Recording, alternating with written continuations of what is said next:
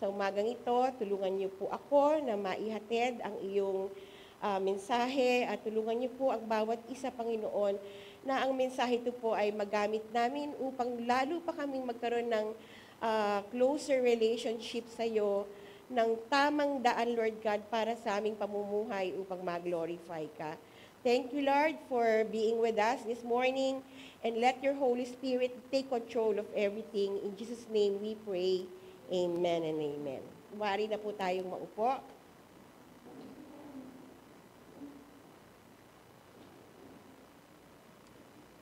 So, doon sa verse 8, let me just give you the context. Ano ba dito yon? Ito yung sa chapter 2 na nakaka-feel si Paul ng, sabi doon, great conflict, no? With the status of the Colossian Christian. So, Paul described yung hinaharap niya ito na spiritual warfare.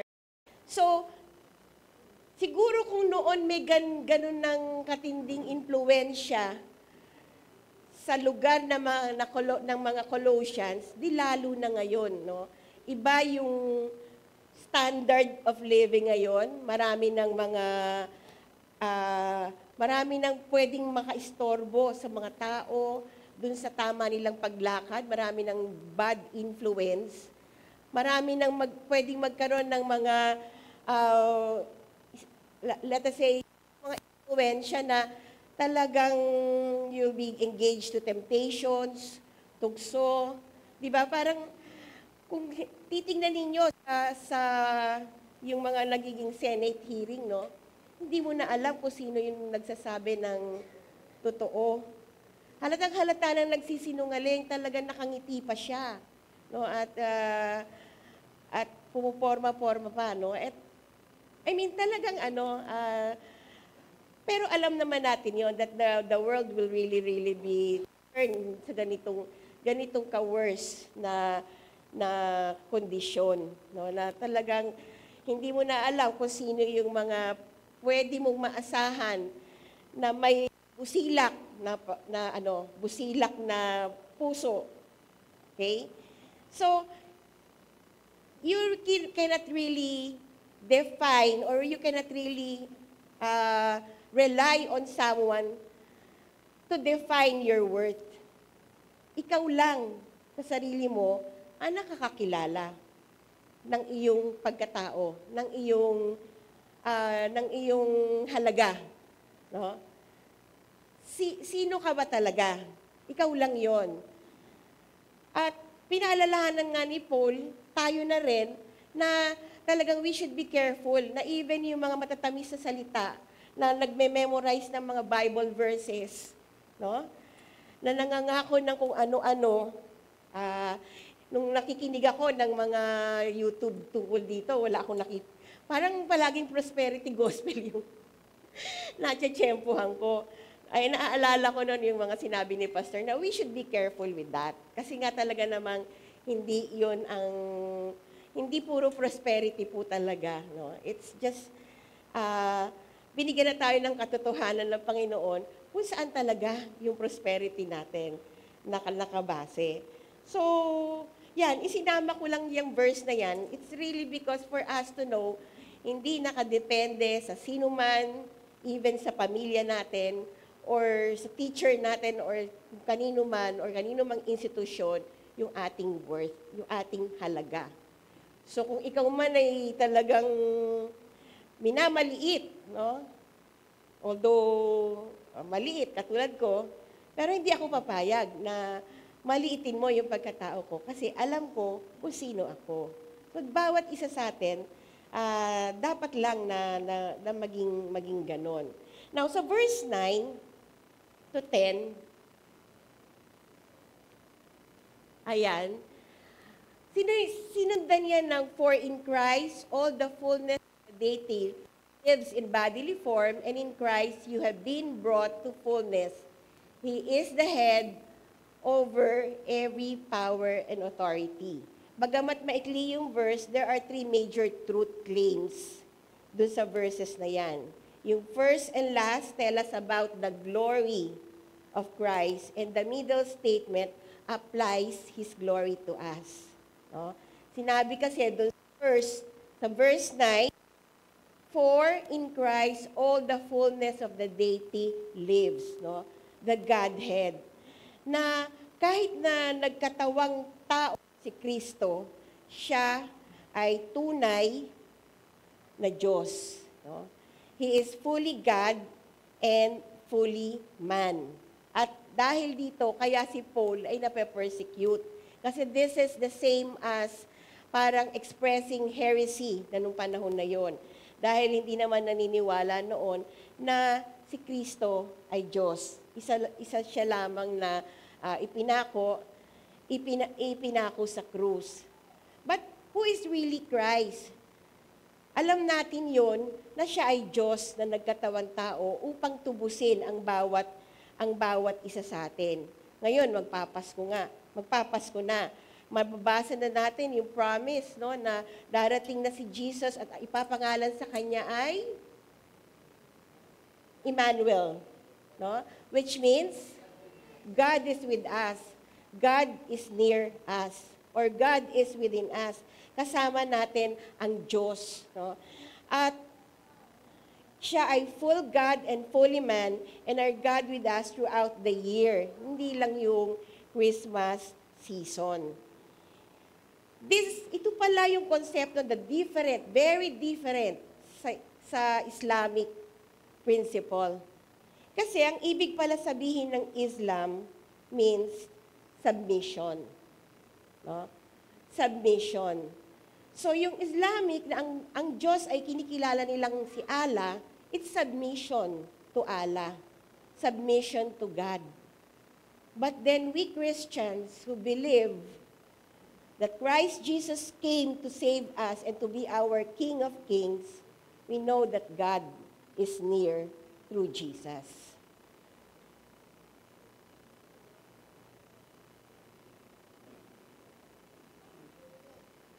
So kung paano naglakad si Jesus, or rather, kung paano naglakad si God with Adam and Eve, ganun din siya naglalakad with us.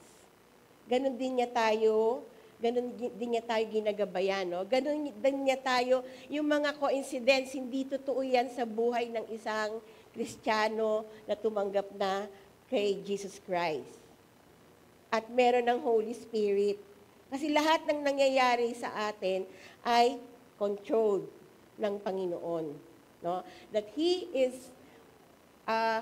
head over every power and authority. And He dwells in us. He is near to us right now, and He is near to us every moment of the day as we draw near to Him. Kaya nga napakahalaga ng prayer eh.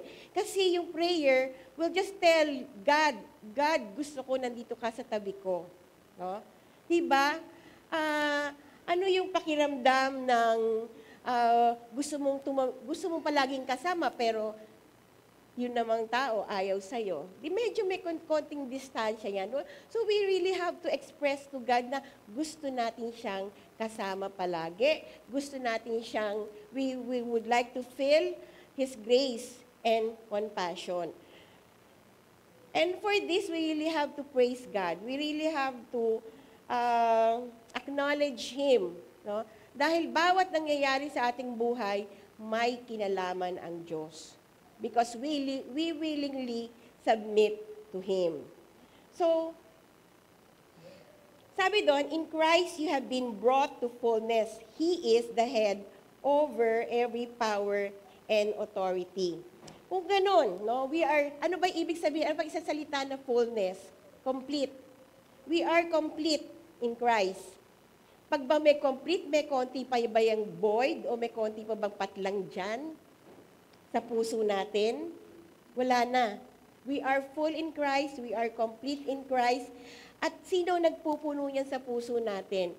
Yung mismong, kanino ba tayo itinagubilin ni Jesus Christ na kasama natin palagi? Sa Holy Spirit.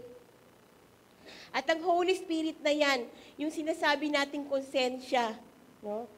Nagbubulong ng mga dapat nating gawin. Because yan ang trabaho ng Holy Spirit.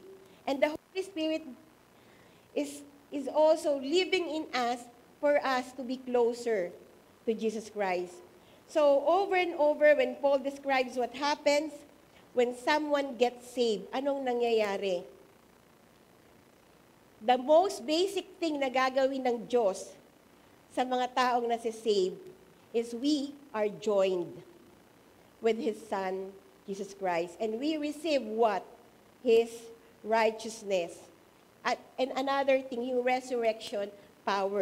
We believe that after death, in flesh, there will be resurrection of our soul and our spirit. This is a very, very incredible gift, no? Kasi, ibig sabihin, binuhay tayo, nilikha tayo dito, nang para hindi lang mawala ng katulad ng mga bula, no? So, dun pa lang, we are already complete. Nung pinramis pa lang ng Panginoon that we are, or rather, sinabi niya pa lang that we were woven in our mother's womb, wonderfully and fearfully made. Ang ibig sabihin niyan, kumpleto na yung ating mga physical organs, no? Even the skins, yung layers ng skin. So I just wonder one day, may mag-exhort naman dito team, medical student na ating miyembro, no? At ang exhort yung kung paano ginawa ng Panginoon yung layers of our skin para tayo ay maprotektahan. Bakit ang mga Pilipino ay ginawang brown, hindi white? Yung sabi ni Tim kanina, no? May kulay ito. Meron, because yung mga brown skin, mas may protection sila sa sun. No? So somehow, ganun kaganda ang ginawa ng Panginoon atin. Dun pa lang, we are already complete physically. No? So, there is nothing more that we need. No? Nung mag-sacrifice si Jesus Christ, He died in the cross and rose again, wala na tayong kailangan pa in terms of our salvation, for godliness, and of course, for eternity. Now, there are 6 ways I will be presenting for us to know that we are complete through our union with Christ. Marami pa to, kaya lang, we just deal with 6. Okay? Ways that we are complete through our union with Christ. First, ang sabi doon, I stand in righteousness of Christ. No? Maraming religion, bakit daw tayo, paano tayo pupunta sa langit? Through good works. No? I heard, kailan lang nag-attend ako isang parang birthday ng isang namatay at nagpamisa. Alam niyo, ang ganda-ganda ng preaching ng priest. Pero nung dumating na sa punto na ipanalangin po natin ang kaluluwa ni ganito, parang doon na nagkaroon ng flow, no? Doon na nagkulang. Doon na ako nag-question. Pero ang ganda ng konsepto ng kanyang preaching. Anong ibig ko sabihin dito? Hindi kumpleto yung preaching na yon. Kasi hindi yun ang totoo, di ba? Yun yung sinasabi natin, hindi siya kumpleto. Kahit na gano'n pa kaganda, pag may isang mali, hindi kumpleto yon. Pag ako, nag-check ng papel, kasi nga math yung tinuturuan ko, magkamali kasi, alam niyo yun, di ba, negative tsaka positive. Positive 2 tsaka negative 2. Ang answer, positive 2. Pag positive, hindi mo nilalagyan ng plus sign. Pag negative 2, lalagyan mo ng minus na iba. Sabi ng estudyante ko, ma'am, tama yan, pwede naman lagyan. Hindi po yun yun. No? Mathematics is an exact science. So may mali lang na isang negative doon, mali na yon. Yung nakakaintindi ng matrix, pag may anim na components yon, mali yung isa, mali na yung buong matrix. Wala ka ng 10 points. 0 ka na doon. Kasi mali, hindi kompleto. So, that's the completeness in this. Yung righteousness natin ay complete through Jesus Christ. Palaging sinasabi, fall short of the glory of God. Tayong lahat yon. We fall short of the glory of God. Kasi kahit na anong bait ko, kahit na kayong lahat tulungan ko pa dito or bigyan ko kayo ng negosyo, no? That will not count on me. As long as I don't have that relationship with Christ na nagbigay sa akin ng reason para gawin yon. No? The right reason to do the good works is not good works at all. No? But then, when we are united with Christ, we are credited with His perfect righteousness. Ang sabi nga din sa verse sa Corinthians, sabi, God made Him who knew no sin to be sin for us, that we might become the righteousness of God Him. We gained righteousness because of what His Son has done for us. So as a result of this, yung second way will make us complete.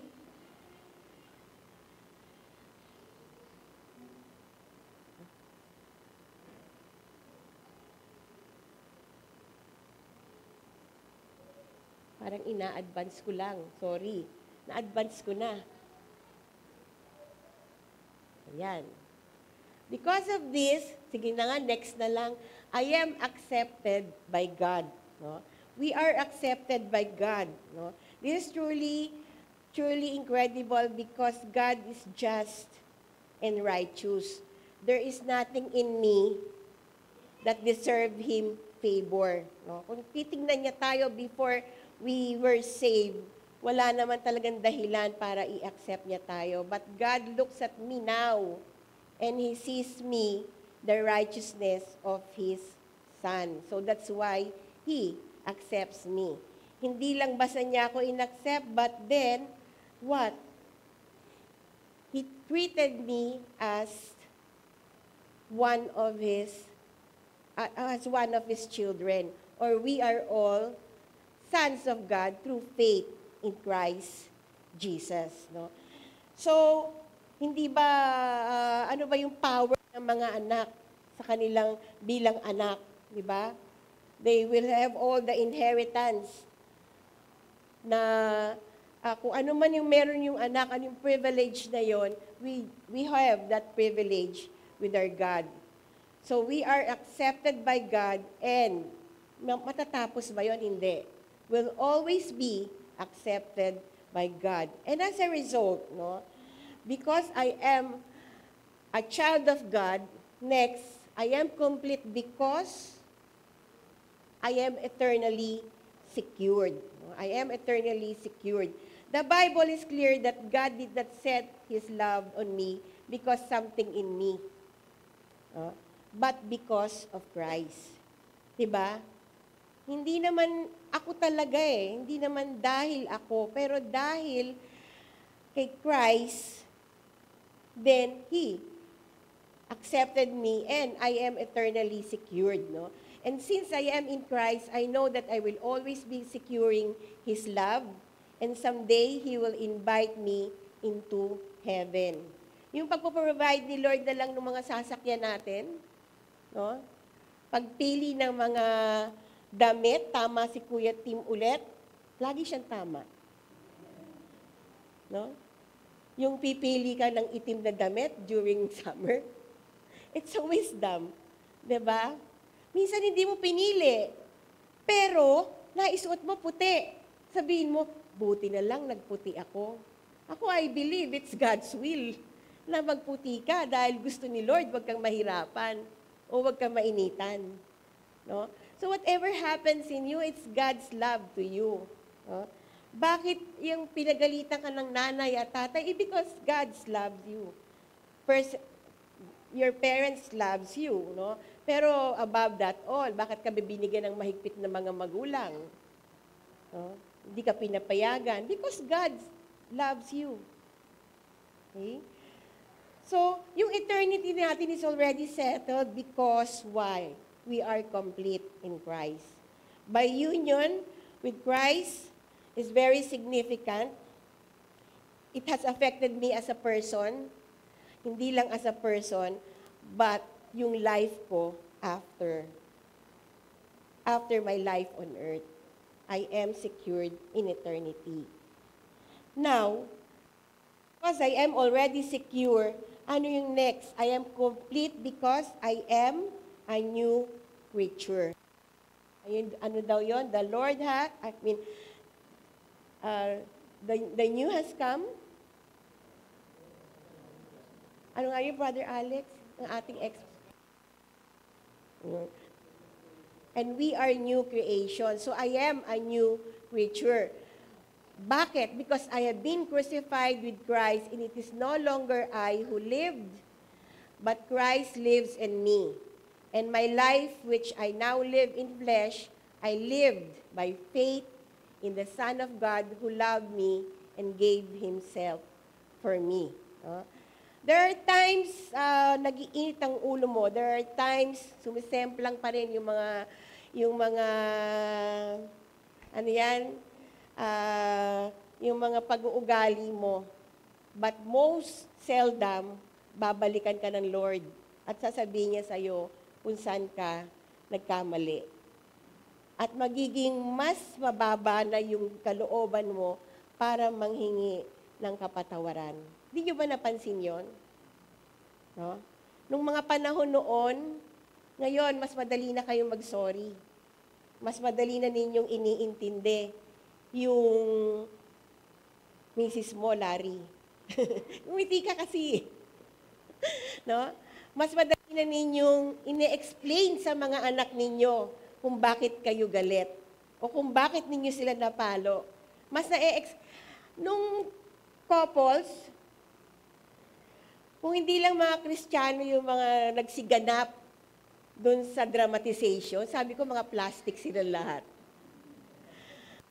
No, ang babait nila doon sa skit. Mga kung makipag-usap sa anak, talagang mahinahon, walang sumigaw. Pero si Brother Alex, tama din yung ginawa niya. Kung ayaw niyong kumain, di magugutom kayo. Kala ko yun. Kala ko, susunod ni Brother Alex, kung ayaw niyong kumain, di wag. Hindi. No? Kung ayaw niyong kumain, di magugutom kayo. Yung mga ganong reasoning, no, na yung mga pinararating natin sa mga anak natin, hindi yung talagang sisigawan mo. Meron ka ng self-control. No? Meron ka ng, you do out of love in everything that you do. No? And even siguro, yung naituro sa atin na even mga kasama natin sa bahay, mga nagmamarites nating kapitbahay, no? Alam natin kung paano sila i-deal because we want to glorify God in our life. No? Because we are new creation. Christ has changed my heart so that I am not what I was once. And His resurrection power is at work in me to change how I think, what I love, and how I live. No? Hindi to how I love, what I love. Bakit kaya what I love? Because you don't consider material things more than or above things in heaven. No?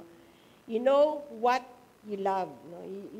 Hindi ito yung you do not object your love dun sa mga material things, but then hindi pa rin naman hindi masamang mag-possess ng mga material things. Lalo na if it will give you comfort dahil ang design ng Panginoon sa atin mabuhay and enjoy our life. And then pang ilan na ba yan? May 6 na ba? Next po, ayaw. I can become holy. No? Because I am a new creation, I can become holy. No? It's one teaching. Hindi lang si Saint Peter ang pwedeng tawaging saint. No? Pwede ring Saint Hill. Diba? Diba, Pastor Hill? Okay? We can all be saints here. Kasi unang-una, ang tinitingnan ng Panginoon yung puso natin. Yung puso natin na kay Kristo na.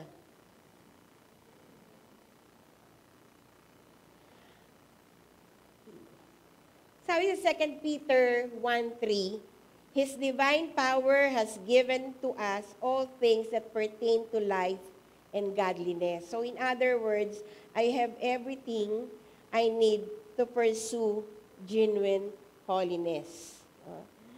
One thing siguro talaga na will lead us to holiness is really reading the Bible. Because we tend to be reminded of everything. Nung minsan nag-share ako dun sa isang parang book corner sa TUP, napansin ko walang Bible doon. Yung mga libro na doon, donated lahat ng president ng TUP. So, tulungan niyo ako mga kapatid na maalala lagi yung commitment kong mag-donate ng Bible doon. Kasi sabi ko ganon, kahit na ilang libro yung basahin natin, kung hindi naman natin binabasa yung Bible, which is the basic instruction before leaving earth, then what now? No? Kasi hindi naman lahat, ang mga Bible naman na yon ay pandito lang. No? Ang mga libro doon, pang dito lang. No? The science book, yung mga nobela, no? Yung mga manga comics, these are pang dito. But then we really have to read the Bible. Sabi ko doon sa mga estudyante. Tapos in-approach ako ng group of students. After that, sabi nila, Ma'am, born again Christian po kami. So, just by mere saying yung ganon, alam nila, no? Tinatak na pala sa ating mga Kristiyano, yung gano'n na when we read Bible, Christian ka. Pag hindi ka nagbabasa ng Bible, hindi, magbasa na lang kayo. Kasi naman sabihin hindi kayo Christian. Magbasa na lang kayo para ma-complete kayo. Yun na naman, ma-complete kayo. Kasi we're speaking here of completeness, no? When you do not read the Bible, I should not say na hindi kayo complete. It's God. Bahala si Lord sa inyo. Ganun yun, no? Pero I believe, yun, naging commitment kong mag-donate ng Bible doon sa corner na yon. Nagkataon na ilang campuses ang TUP. 4 na campuses. Lahat yun may book corner ang presidente. Di pag nag-donate ako ng isa, dapat mag-donate ako sa lahat. God will provide. Di ba po? Amen. And then, yung 6, the last one, I experience joy and peace. Because I am in Christ, God is now my Father, and Christ has opened my eyes to the beauty of who God is. So, hindi ko siya tinitingnan bilang isang judge or bilang isang master, but I see Him, my Father, who only gives me good gifts. No? Na napag-aralan natin, hindi lang siya basta Father. He is a friend. So this doesn't mean that life isn't frequently painful. Hindi ibig sabihin na hindi na tayo makaka-experience ng mga trials, hindi tayo makaka-experience ng mga pagbabash, pag tayo nagpo-post, diba? Hindi na tayo makaka-experience ng pagkatalo sa ating mga games o pagbagsak sa ating mga subject, lalo na kung kasalanan mo naman yan. No? But then, God is always there para samahan niya tayong bumangon. No? Bumangon ng may pagkatuto. Mali kasi yung babangon ka, hindi ka naman natuto, madadapa ka ulit. Pero better, bumangon ka ng may pagkatuto para hindi ka na madapa ulit. So, but through it all, our Father is so good. Lahat ng nangyayari sa ating buhay ay maganda. Basta pagpagkatiwala lang natin ang lahat-lahat ng aspeto ng buhay natin sa Kanya. Therefore, I can have joy peace and contentment even while there is a storm. Ano yung recent storm? Ano nga ang pangalan ng recent storm? Na sa Batanes, no? Nakakaawa, no? Nakarating kami sa Batanes ni Mami R. So, nai-imagine namin ngayon kung paano talaga sila, kung paano yung buhay doon. Kasi, napakasimple ng buhay. Pero, may mga pamilya pa rin na talagang gustong bumalik or gustong umalis sa lugar na yon. So, ang ibig sabihin, talagang masyado silang nasalanta. No? So, darating yung mga ganong bagyo sa buhay natin, but we can be rest assured that God is always there. No? Temporary lang yung ganong pagsubok. God will always pull us up. Give us opportunity para makabangon. So, to achieve what you deserve, you must understand your value. Ano ba deserve natin? We deserve success. Naniniwala ba kayo doon? Diba, we are more than conquerors. Diba, nag-promise si Lord na sa Jeremiah 29:11, ano yung promise niya nga? For God so loved the world, kay pastor lang yon. Sige po, ano yung promise niya? I know the plans I have in you, plan to prosper you and not to harm you. Plan to give you hope and a future. Anong tawag doon? Success yun. Yun ang success. So to achieve a success that we deserve, we have to understand our value. At ano yung value natin? We are bought with the price. Oh, and that is the blood of Jesus. And everything is rolled into one. Isang panalangin of acceptance, of asking His forgiveness, acceptance of Him as our Lord and Savior.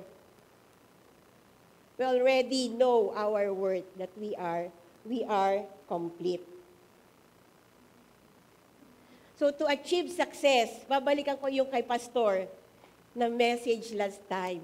To achieve success, we should have that relationship with God. And that relationship should be our priority.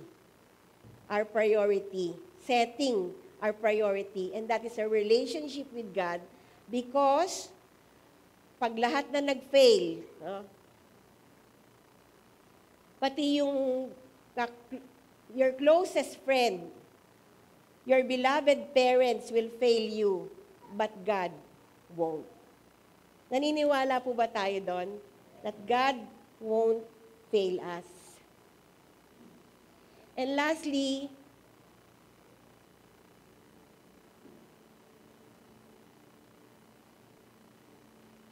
gusto natin itong marinig kay Lord. Hindi ko pinapalitan yung sinabi ni Lord. Pinaparaphrase ko lang siguro. No? Gusto natin marinig na pagdating natin sa langit, ang sasabihin niya, well done, good and faithful servant. You are one of my success stories. Enter and take joy of my kingdom. Alagaan natin yung buhay natin. Alagaan natin na maging success story ng ating Panginoon. We are accountable. Nag-agree si Lord. Nag-agree lang yan si Lord. May silver lining lagi dyan. Nag-agree si Lord. Sabi niya, tama ako. No? Yung buhay natin is a gift of God. We are accountable to that gift. Kailangan bawat buhay ng nasa pillar success story. Amen?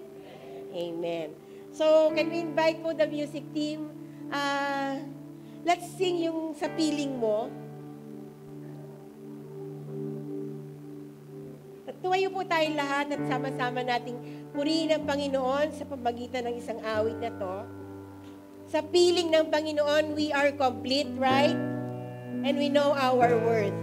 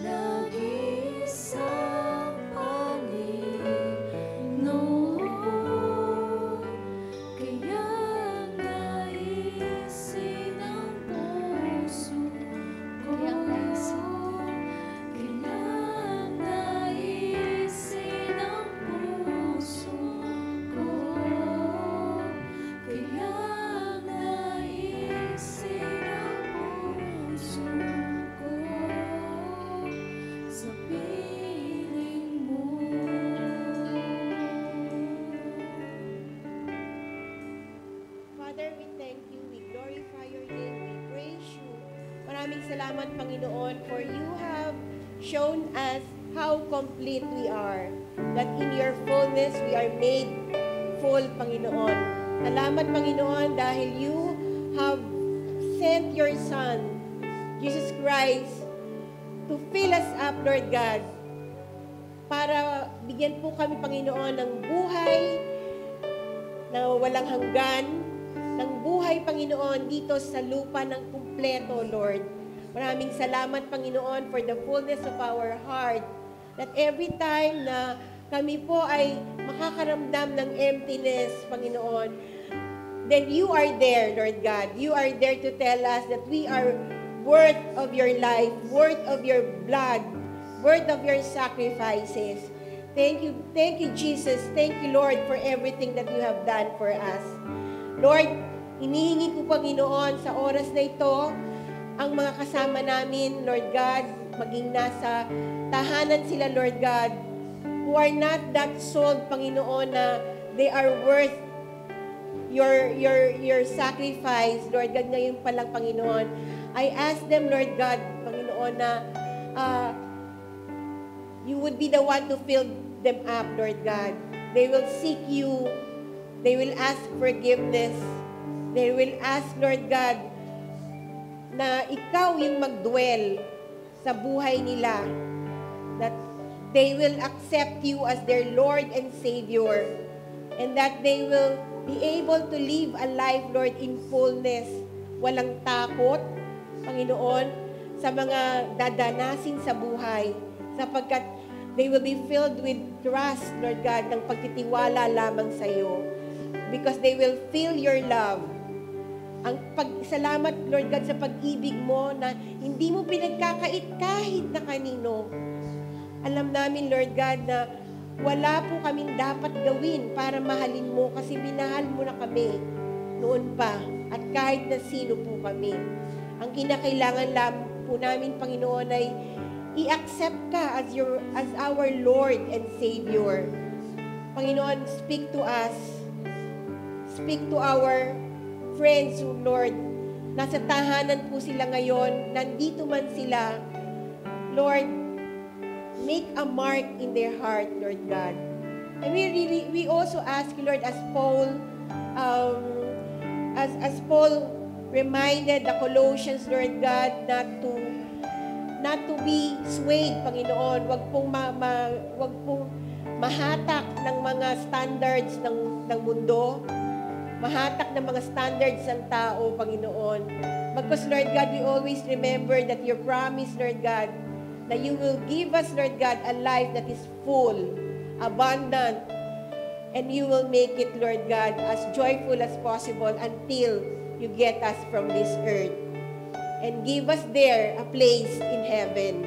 We thank you, Lord. Maraming salamat sa umagang ito, for we know that you are filling our hearts with your love, that you're filling our family with your blessing, Lord God. Hindi lamang po material blessings, but also you're filling our family with blessing in terms of relationship, Lord, in terms of harmonious relationship at home, Lord God. May we feel you at home, Lord God. May we feel you in our work. May we feel you in our school. And may we feel you everywhere. Thank you, Lord God. In Jesus' mighty name we pray. Amen and amen.